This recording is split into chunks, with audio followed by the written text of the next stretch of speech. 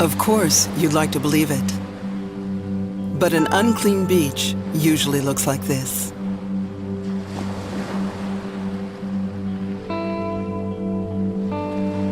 Any discarded object is waste.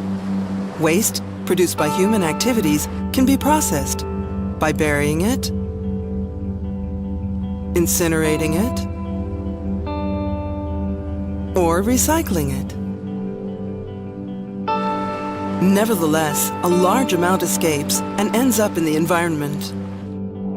Most of the rubbish builds up in our rivers, our oceans, and on our beaches. It's called marine litter.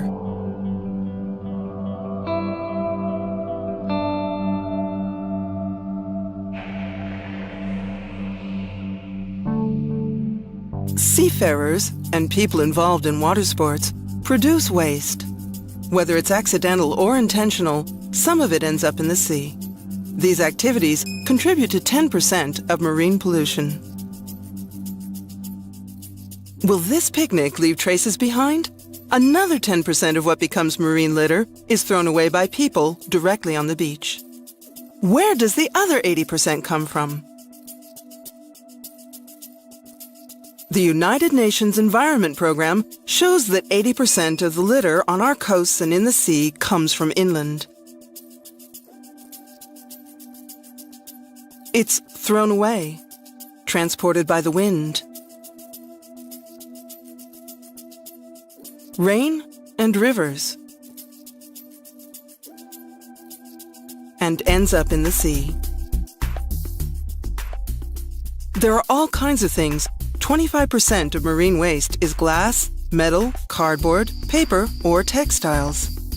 But the overall champion in all categories is undeniably plastic, which alone makes up 75% of the rubbish. Plastic is a scourge. Recently, people have been finding these small plastic cylinders left behind by the tide with the other rubbish. Ces petites rondelles de plastique de taille et de formes différentes sont utilisées dans les stations d'épuration pour le traitement des eaux usées. Ce sont tout simplement des supports pour les bactéries qu'on met dans les bassins des stations d'épuration qui grignotent la matière organique en suspension. Les bactéries viennent se fixer sur ces petits trous crénelés et sont ainsi plus efficaces. These filtration media are also used in fish farming, agro-industry, and paper making.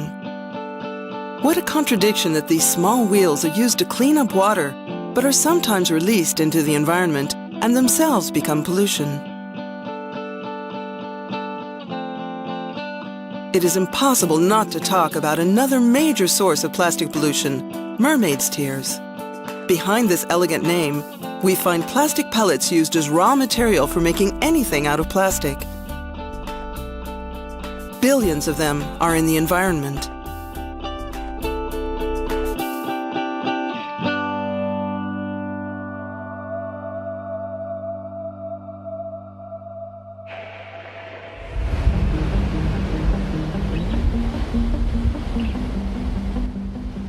Once it's in the sea, marine litter moves with the ocean currents, the wind, and the tides. A tiny amount gets washed up on our beaches. The majority of it sinks. It clumps together and forms huge carpets of waste. This is because of the gyres, eddy currents, which suck up rubbish from all the oceans of the world. Several agglomerations are then formed. The largest is called the Great Pacific Garbage Patch between California and Hawaii. It has been building up since the 1950s and now covers an area a third the size of Europe.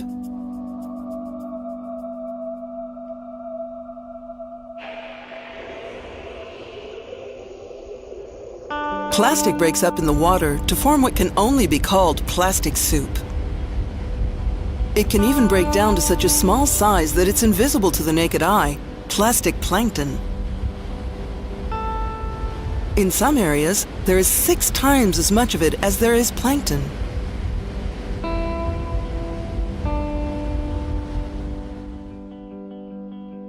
At the end of the food chain, which humans are a part of course, plastic is spreading. And some stomachs pay the price.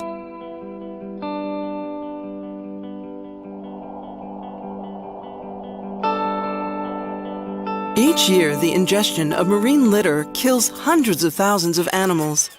Some species can't tell the difference between rubbish and what they normally eat.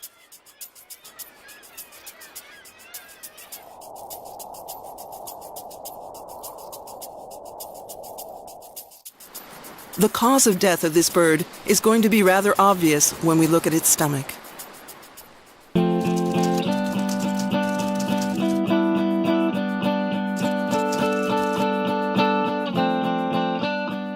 Jan von Franeker is a doctor of marine biology at the Amaris Institute. For the last few years, he has been doing research on fulmars. Examining the stomachs of these marine birds shows how widespread waste has become in the sea. These birds seem to be flying around quite happily, but almost every one of these fulmars that you see flying around carries plastic in its stomach, carries chemicals in its tissues, and so the level of impact we have is scary. This box full of plastic would certainly give you a tummy ache. That's what you'd have in your stomach if you were a fulmar.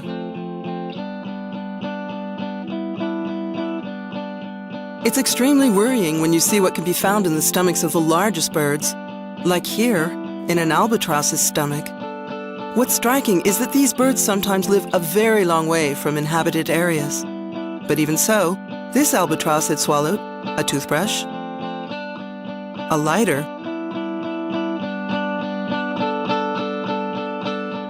a float from a large fishing net, a golf ball, and even a tampon applicator.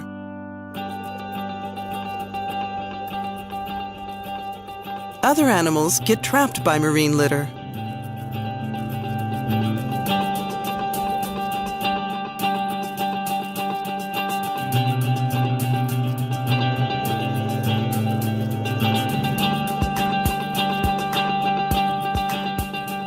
Marine litter also transports invasive species. These are usually algae or mollusks which attach themselves to floating rubbish. They then travel thousands of miles and proliferate a long way from where they belong. They can then sometimes disrupt local biodiversity.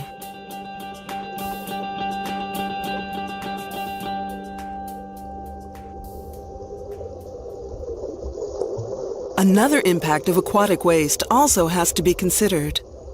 Over time, 7 out of 10 pieces of rubbish end up sinking. It sinks to the seabed and degrades the seafloor. It forms a sort of carpet, which prevents exchange between the water and sediments, suffocating the environment and causing life to disappear.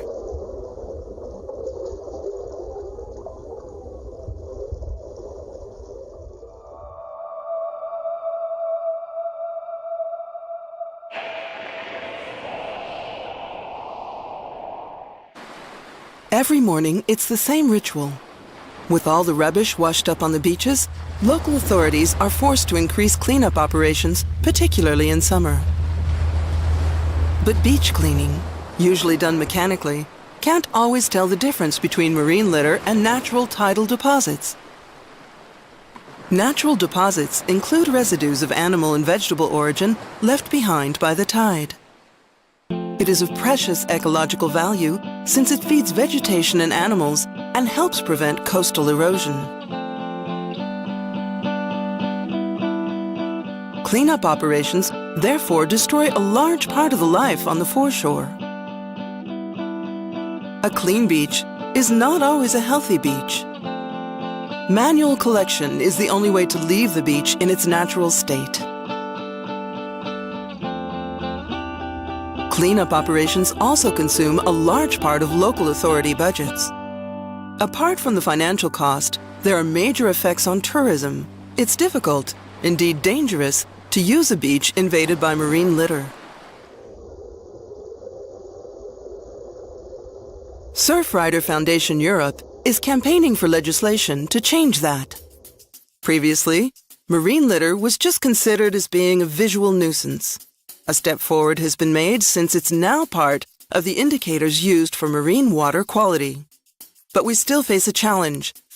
getting the European and international authorities to finally recognize it as a type of pollution in its own right.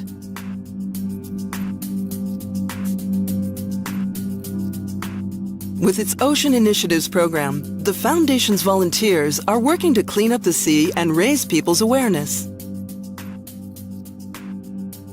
The aim is to inform the public about this kind of pollution using action at the local level.